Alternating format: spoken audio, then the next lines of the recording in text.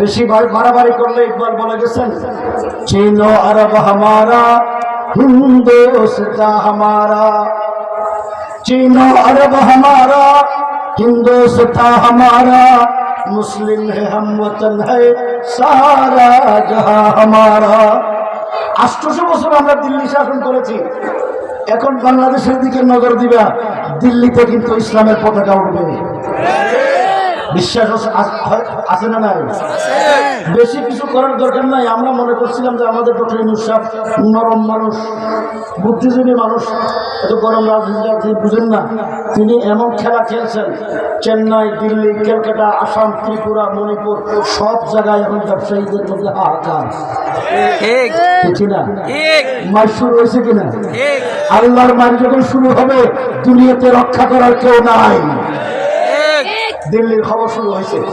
আগে 18 বছর এরা গিয়ে দিল্লিতে পায়ে ধরে সালাম করতো, এখন দেখলাম দিল্লি থেকে এসে আমাদের ইউনূস সাহেবের পায়ে সালাম করা শুরু করছে। কথা আরেকদিকে চলে যাচ্ছে।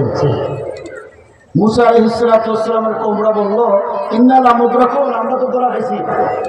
মুসা আলাইহিস সালাম বলে, এত বুঝাইলাম ঈমানের কথা, তোমরা এখনো ঈমান শিখতে পারলা না, তো আমরা করবো কেন? আমাদের হায়াত মতের মালিক কে? আরো জোরে করে বলুন কে? এই বিশ্বাস আমার আছে। 2 বার মৃত্যুর দরজা থেকে আল্লাহ আমাকে ফেরত দিয়েছেন, রিমান্ডে, জেলখানায়। প্রথম দিন রিমান্ডে আমার উপর এমন নির্যাতন করেছে, দাঁড়ানো অবস্থায় আমি সেন্সলেস হয়ে পড়ে গেছিলাম।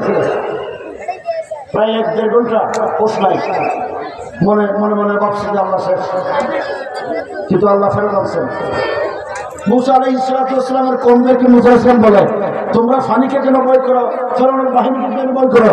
তোমাদের দুটো ঈমান শিখিয়েছিলাম, ইন্নাল হায়াত ওয়াল মামাত লিল্লাহি রাব্বিল আলামিন। হায়াত মতের মালিক কে? আল্লাহ। তো তোমরা ভয় করছো কেন? এই কওমদের এই ফেরেশানিতে মুসা আলাইহিস সালাম আল্লাহর কাছে ফরিয়াদ করলেন, আল্লাহ এই কওমকে বুঝাতে পারলাম না। আল্লাহ মুসা আলাইহিস সালামকে বলে, হে মুসা, তোমার হাতে কি? মুসা আলাইহিস সালাম বলে যে আসায়, আল্লাহ ঠিক। ফাদরিব বিআসাকাল বাহর, নদীতে মারো, লাঠি দিয়ে আঘাত করো। মুসা আলাইহিস সালাম আঘাত করলেন, রাস্তা হয়ে গেছে। বুঝছে কিনা? কয়টা? একটা না, তাফসীরের কিতাবে আছে 6টা। আমাদের দেশে যেমন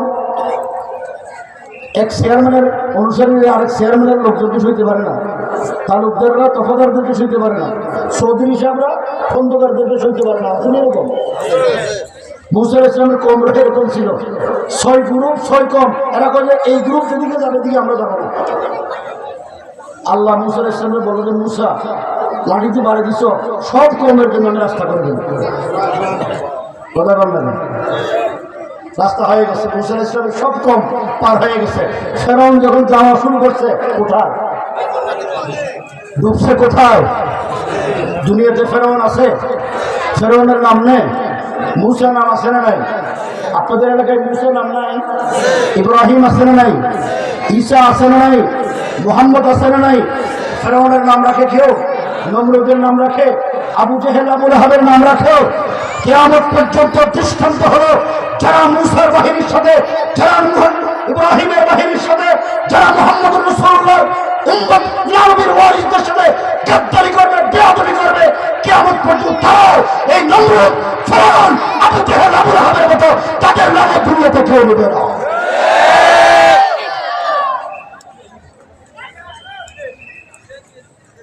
তিনি আমরা এই লেডি ফেরাউন যখন ক্ষমতায় ছিল, উলামায়ে কেরাম জেলে গেছে, আমরা জেলের বয়ে, মামলার বয়ে নৌকায় বাতাস দিছি। অনেক আলেমরাও দিছে এবং অধিকাংশ মুসলমান এই ভয়ে আওয়ামী লীগের ক্ষমতায় থেকে নামানোর কোনো শক্তি দুনিয়ার কারণে এই বিশ্বাস ছিল। এখন এই বিশ্বাস কি ভাঙছে না আছে? আরো জোরে করেন, আছে না ভাঙছে?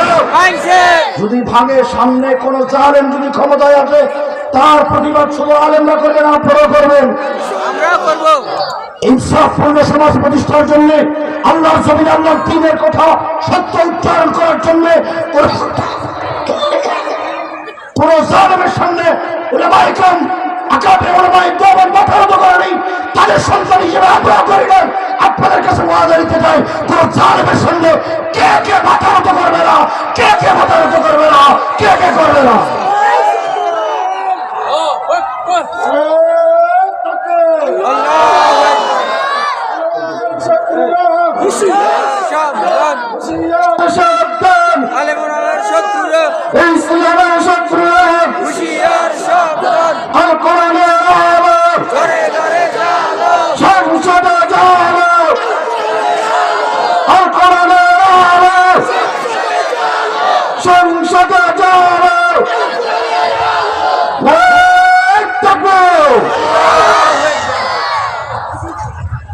ইমান এত কচুপার আর খানির মতো হলে হবে না, ইমানকে মজবুত করতে হবে। তারা মনে করেছিল আলেমরা জেলে গেছে, এদের মুখে তারা থেকে যাবে না। জেল থেকে বের হওয়ার পর 1 সেকেন্ডের জন্য তাদের কথাকে আমরা, তাদের রক্তচক্ষুকে ভয় করি নাই। আল্লাহ দেখাইছে কিনা? তিনি আইন করলেন, ওনার বাবা জাতির বাবা হবেন, মনে আছে তো? তোমার বাবার দেশে যাওয়ার পথে একটু সেতু করছেন, পদ্মা সেতু। আমি কারো বিরুদ্ধে এমনি বলছি না, কারো বিরুদ্ধে নয়। আল্লাহর বিধানকে যদি অস্বীকার করা হয়, এই দেশে মুসলমানদেরকে বোকা ভাবলে তোমাদের ক্ষতি আরো বেশি হবে। এই পদ্মা সেতুতে যাওয়ার পথে যে রাস্তা করেছেন, ওখানে 6টা মসজিদ ভাঙা হয়েছে। 6টা মসজিদ ভাঙলেন, মসজিদের মিনার করবেন, মসজিদ ভাঙলেন, ইসলামী স্থাপত্য করবেন, আল্লাহর 99 নাম রাখবেন, আল্লাহর ঘর মসজিদকে ভাঙলেন, আল্লাহর ঘরের নিশান রাখবেন। এটাই তো দাবি। তিনি সেখানে তার বাবার বিশাল এক মূর্তি 8.5-10 কোটি টাকা খরচ করে বানিয়ে আনছেন। মওলানা মামুনুল হক সাহেব, জুনায়েদ মামুনুল সাহেবের নেতৃত্বে আমরা সেটার বিরোধিতা করেছি। বক্তব্য বিবৃতি করা দেওয়ার কারণে আমার উপর খুব কেসে সর্বপ্রথম আমাকে অ্যারেস্ট করা হয়েছে। 2100 আলেমরা আমরা জেলে গেলাম। আল্লাহর ইচ্ছা হলো, তোমরা একটা মূর্তির বিরোধিতা করেছ, আমি তো একটা মূর্তিও রাখবো না। আমরা বুঝি নেই। 2 বছর আমি জেলে ছিলাম, মামুনুল হক সাহেব 3 বছর জেলে ছিলেন। জেল থেকে বের হওয়ার পর এই 5 তারিখের যে বিপ্লব সংগঠিত হলো, দেশ নতুনভাবে স্বাধীন হলো। স্বাধীনতার পরে সেনা প্রধান, দেশের রাজনৈতিক নেতৃবৃন্দ